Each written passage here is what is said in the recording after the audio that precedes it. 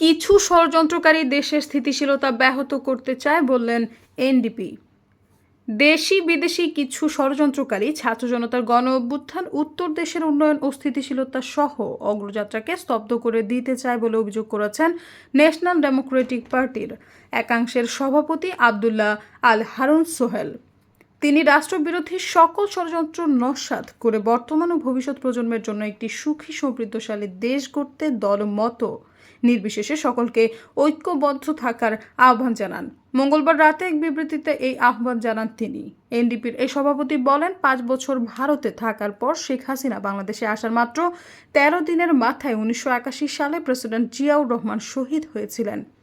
বাংলাদেশের সবচেয়ে সৎ ও জনপ্রিয় প্রেসিডেন্ট জিয়া যখন অন্যের উপর নির্ভরশীলতা দূর করে দেশকে আত্মনির্ভরশীল করে তুলতে ১৯ দফা কর্মসূচি দিয়েছিলেন এবং আন্তর্জাতিকভাবে দেশের মর্যাদা বেড়ে যাচ্ছিল, তখনই এদেশের স্বার্থান্বেষী একটি গোষ্ঠী দেশের অগ্রযাত্রা স্তব্ধ করে ক্ষমতায় আসতে বিদেশের সঙ্গে ষড়যন্ত্রে লিপ্ত হয়েছিল। সৈয়দা ফারিয়া, সমযোগ।